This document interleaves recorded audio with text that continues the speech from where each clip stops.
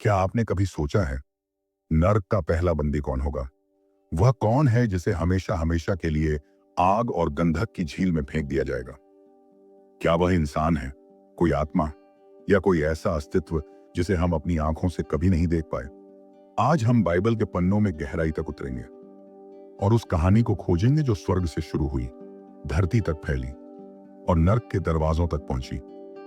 शुरुआत होती है अनंत काल के उस पल से जब समय भी नहीं था।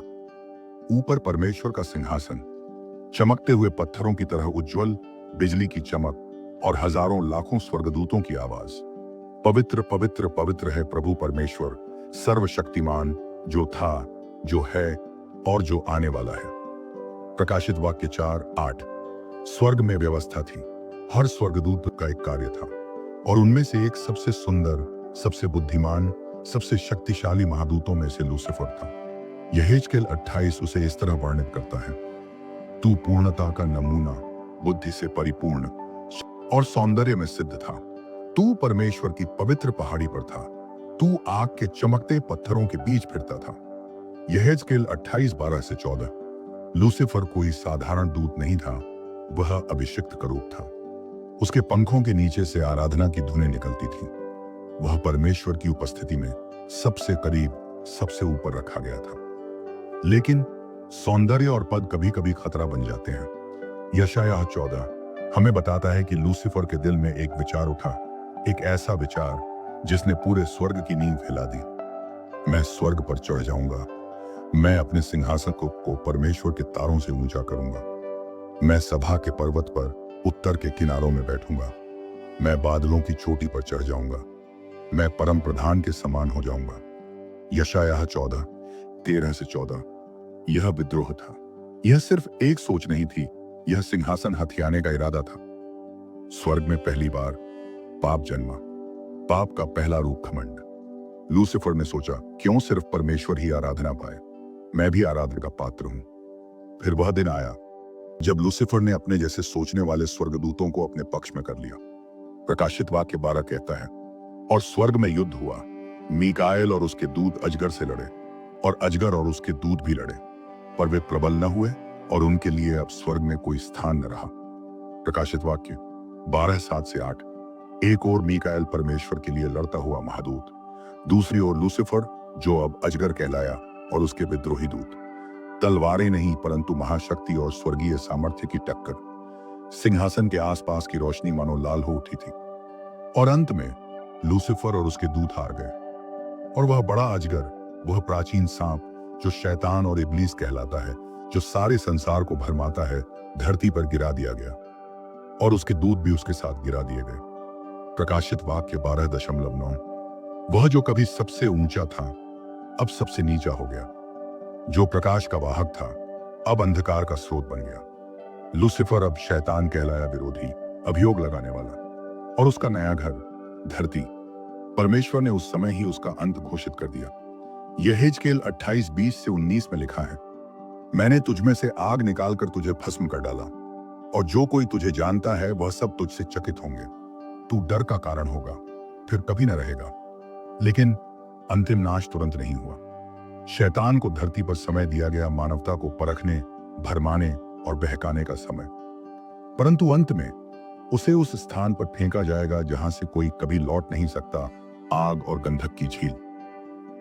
और वहीं वह नर्क का पहला बंदी बनेगा, स्थायी, अनंत काल तक। दोस्तों, यह सिर्फ स्वर्ग की पुरानी कहानी नहीं है।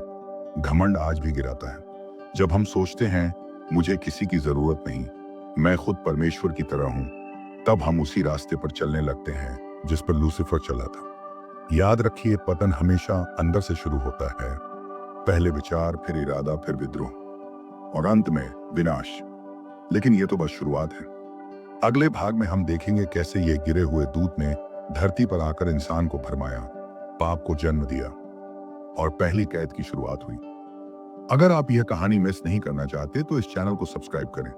अगले भाग में हम अदन की वाटिका से लेकर नूह के समय तक की वह घटनाएं देखेंगे जिन्होंने नर्क के पहले बंदी की यात्रा को और तेज कर दिया। पिछले भाग में हमने देखा एक स्वर्गदूत जो कभी प्रकाश का वाहक था, घमंड के कारण अंधकार का स्रोत बन गया। स्वर्ग में युद्ध हुआ और वह धरती पर गिरा दिया गया। लेकिन कहानी यहीं खत्म नहीं होती। अब यह गिरे हुए महादूत शैतान एक नए मंच पर प्रवेश करने वाला था, धरती पर। और यहाँ वह सबसे कीमती रचना इंसान को निशाना बनाएगा। शुरुआत होती है एक बगीचे से, लेकिन यह कोई साधारण बगीचा नहीं था। अदन की वाटिका जिसे खुद परमेश्वर ने लगाया था। पेड़, फूल, नदियां, सब कुछ परिपूर्ण, बीच में जीवन का वृक्ष और एक और भले और बुरे के ज्ञान का वृक्ष। परमेश्वर ने पहले इंसान आदम को वहां रखा। तू इस बाग के सब पेड़ों का फल बिना रोक टोक खा सकता है, पर भले और बुरे के ज्ञान के वृक्ष का फल तू कभी ना खाना, क्योंकि जिस दिन तू उसे खाएगा उसी दिन अवश्य मर जाएगा। उत्पत्ति 2:16-17। अदन की वाटिका में प्रवेश करता है एक सांप, लेकिन यह कोई साधारण सांप नहीं था। यह शैतान था जो अब जानता था कि वह सीधे इंसान को परमेश्वर से अलग करके ही जीत सकता है। वह हव्वा के पास आता है। शुरुआत में वह कोई आदेश नहीं देता, बस एक सवाल पूछता है, क्या सचमुच परमेश्वर ने कहा है कि तुम बाग के किसी भी पेड़ का फल न खाना? उत्पत्ति 3:1। सवाल जो शक पैदा करे, सवाल जो विश्वास को हिला दे। हव्वा ने जवाब दिया, परमेश्वर ने सिर्फ एक पेड़ का फल खाने से मना किया है। पर शैतान तुरंत झूठ बोलता है, तुम निश्चय नहीं मरोगे, क्योंकि परमेश्वर जो आज तक जानता है कि जिस दिन तुम उसका फल खाओगे तुम्हारी आंखें खुल जाएंगी और तुम परमेश्वर के समान भले और बुरे को जानने वाले बन जाओगे। उत्पत्ति 3:4-5। हव्वा ने फल को देखा, वह खाने में अच्छा, देखने में मनोहर और ज्ञान देने के लिए लालच देने वाला था। उसने खा लिया और आदम को भी दिया, और उसी पल इतिहास बदल गया। पहली बार पाप ने धरती पर प्रवेश किया, पहली बार मृत्यु का श्राप लगा। तब उन दोनों की आंखें खुली और उन्हें मालूम हुआ कि वे नंगे हैं। तब उन्होंने अंजीर के पत्ते सींग कर अपने लिए लंगोट बनाए। उत्पत्ति 3:7। परमेश्वर बगीचे में आया। आदम और हव्वा पेड़ों के बीच छिप गए। पाप हमेशा छुपाता है, लेकिन परमेश्वर सब जानता है। परमेश्वर ने सर्प से कहा, तू सब पशुओं और सब वन पशुओं में शापित है। तू पेट के बल चला करेगा और जीवन भर मिट्टी खाया करेगा। मैं तुझ में और स्त्री में और तेरे वंश और उसके वंश में बैर डालूंगा। वह तेरे सिर को कुचलेगा और तू उसकी एड़ी पर डंसेगा। उत्पत्ति 3:14। यह पहली भविष्यवाणी थी मसीहा के आने की, जो शैतान को हरा देगा। आदम और हव्वा बगीचे से निकाल दिए गए, लेकिन पाप यही नहीं रुका, वह बढ़ता गया। उनके बेटे कैन ने ईर्ष्या में अपने भाई हाबिल की हत्या कर दी, और फिर पीढ़ी दर पीढ़ी मानवता भ्रष्ट होती गई। और यहोवा ने देखा कि मनुष्य की बुराई पृथ्वी पर बढ़ गई है, और उसके मन के विचार हर समय केवल बुरे ही रहते हैं। उत्पत्ति 6:5। यहाँ एक रहस्यमयी घटना होती है।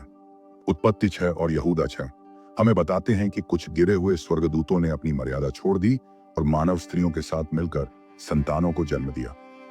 उन संतानों को नेफिलिम कहा गया, हिंसा और भ्रष्टाचार से भरे हुए। परमेश्वर ने इन स्वर्गदूतों को तुरंत दंडित किया, और जो स्वर्गदूत अपनी प्रभुता के पद पर स्थिर न रहे, पर अपने रहने के स्थान को छोड़ दिया, उन्हें उसने बड़े दिन के न्याय तक अंधकार में सदा के लिए कैद करके रखा है। यहूदा 1:6, 2 पतरस 2:4 में लिखा है, क्योंकि परमेश्वर ने उन स्वर्गदूतों को जिन्होंने पाप किया नहीं बख्शा, पर उन्हें नरक में डालकर अंधकार की जंजीरों में डाल दिया, कि पर न्याय के दिन तक वे सुरक्षित रहें। यह नरक की पहली कैद थी, लेकिन स्थायी नहीं, बल्कि अंतिम न्याय तक। धरती हिंसा और पाप से भर गई थी। परमेश्वर ने एक धर्मी व्यक्ति नूह को चुना और उसे जहाज बनाने का आदेश दिया। 120 साल तक वह चेतावनी देता रहा, पर लोग हंसते रहे। आखिरकार बारिश शुरू हुई, पानी बढ़ा और पूरी धरती डूब गई। सिर्फ नूह और उसका परिवार बचा। यह घटना मानवता के लिए चेतावनी थी, पाप का अंत हमेशा विनाश है। दोस्तों, आज भी शैतान वही कर रहा है, पहले शक, फिर झूठ, फिर पाप की ओर खींचना। और पाप की कीमत हमेशा भारी होती है। कभी यह सोचकर धोखा मत खाना कि यह सिर्फ एक बार है। अदन में एक बार खाया गया फल पूरी मानव जाति को पाप और मृत्यु में डाल गया। लेकिन कहानी अभी खत्म नहीं हुई है। शैतान अभी भी आजाद है, पर उसका समय गिनती में है। अगले भाग में हम देखेंगे कैसे अंतिम युद्ध होगा और कैसे वह नरक का पहला स्थायी बंदी बनेगा। पिछले भाग में हमने देखा अदन की वाटिका में पाप का प्रवेश, मानवता का भ्रष्ट होना और गिरे हुए स्वर्गदूतों की कैद। लेकिन अब हम आ रहे हैं उस क्षण की ओर, जब वह जिसने स्वर्ग में विद्रोह किया, धरती पर धोखा दिया और युगों से लोगों को बहकाता रहा, हमेशा हमेशा के लिए कैद किया जाएगा। आज हम देखेंगे अंतिम युद्ध, अंतिम न्याय और नर्क का पहला स्थायी बंदी। बाइबल बताती है समय के अंत में एक काल आएगा जब अंधकार और बुराई चरम पर होगी। पृथ्वी युद्धों, भुखमरी, प्राकृतिक आपदाओं और धोखे से भर जाएगी। शैतान पूरी मानवता को एकजुट करेगा परमेश्वर के विरुद्ध। 2 थिस्सलुनीकियों 2:9-10 कहता है, उसका आगमन शैतान के प्रभाव से सब प्रकार के सामर्थ्य, चिन्ह और झूठे अद्भुत कामों के साथ होगा। लेकिन यह शैतान की आखिरी चाल होगी। प्रकाशित वाक्य 20 हमें एक रहस्यमयी दृश्य देता है। मसीह के सहस्राब्दी राज्य 1000 वर्ष के दौरान शैतान कैद में रहेगा अथाह कुंड में। लेकिन 1000 साल पूरे होने के बाद उसे थोड़े समय के लिए छोड़ दिया जाएगा। क्यों? क्योंकि परमेश्वर मानवता को आखिरी बार परखेगा, यह देखने के लिए कि वे स्वेच्छा से उसकी उपासना करते हैं या नहीं। जैसे ही शैतान आजाद होता है, वह तुरंत धोखा देना शुरू करता है। वह धरती के चारों कोनों से राष्ट्रों को इकट्ठा करता है, गोग और मागोग। उनकी संख्या समुद्र की रेत के समान होगी। वे पवित्र नगर यरूशलेम को घेर लेते हैं। ऐसा लगता है मानो जीत अब शैतान की होगी। लेकिन फिर स्वर्ग से आग उतरी और उन्हें भस्म कर दिया। प्रकाशित वाक्य 20-9। यह कोई लंबा युद्ध नहीं था, कोई तलवार, कोई हथियार नहीं, सिर्फ परमेश्वर की सीधी शक्ति। और उसी क्षण शैतान की हजारों साल की योजना राख हो गई। अब वह पल आता है जिसका इंतजार पूरी सृष्टि कर रही थी। प्रकाशित वाक्य 20:10 कहता है, और उस शैतान को जिसने उन्हें भरमाया था, आग और गंधक की झील में डाल दिया गया, जहां वह पशु और झूठा भविष्यद्वक्ता है, और वे दिन और रात युगानुयुग पीड़ा में रहेंगे। हाँ, यह वही जगह है जिसे लोग नर्क कहते हैं, लेकिन बाइबल में इसे आग की झील कहा गया है। यह स्थान सिर्फ अस्थायी कैद नहीं, यह अनंत काल की सजा है। और शैतान नर्क का पहला स्थायी बंदी बन गया। वह कभी बाहर नहीं आएगा। उसके लिए कोई दूसरा मौका नहीं। उसका अंत तय और स्थायी है। लेकिन कहानी यहीं खत्म नहीं होती। प्रकाशित वाक्य 20:11-15 बताता है, एक दिन हर व्यक्ति परमेश्वर के सामने खड़ा होगा। फिर मैंने एक बड़ा श्वेत सिंहासन और उसे उस पर बैठे हुए देखा, और मरे हुए, बड़े और छोटे, सिंहासन के सामने खड़े हुए। किताबें खोली जाएंगी, हर काम, हर शब्द, हर विचार दर्ज है। जिसका नाम जीवन की पुस्तक में नहीं पाया गया, उसे भी आग की झील में डाला जाएगा। दोस्तों, नर्क सिर्फ शैतान के लिए नहीं बना था, यह मूल रूप से शैतान और उसके दूतों के लिए तैयार किया गया था। मत्ती 25:41। लेकिन जो लोग अपने पापों में मरते हैं, जो उद्धार को ठुकराते हैं, वे भी उसी अंजाम में पहुंचेंगे। यह कहानी सिर्फ भविष्य की चेतावनी नहीं, यह आज का निमंत्रण है। आज आप चुन सकते हैं कि आप किसके साथ अपना अनंत काल बिताएंगे, शैतान के साथ आग की झील में, या यीशु मसीह के साथ अनंत जीवन में। यीशु ने कहा, मैं मार्ग हूं और सत्य हूं और जीवन हूं, बिना मेरे कोई पिता के पास नहीं पहुंच सकता। यूहन्ना 14:6। उसने क्रूस पर आपकी सजा खुद झेली ताकि आप नर्क में न जाएं। आज उसका निमंत्रण खुला है। उस पर विश्वास करो, अपने पापों से मन फिराओ और अनंत जीवन पाओ। नर्क का पहला स्थायी बंदी तय हो चुका है, शैतान। लेकिन आपका नाम ये अब तय है जीवन की पुस्तक में। चुनाव आपका है। अगर यह कहानी आपके दिल को छू गई तो इसे दूसरों तक पहुंचाएं, सब्सक्राइब करें, विश्वास में बढ़ते रहें।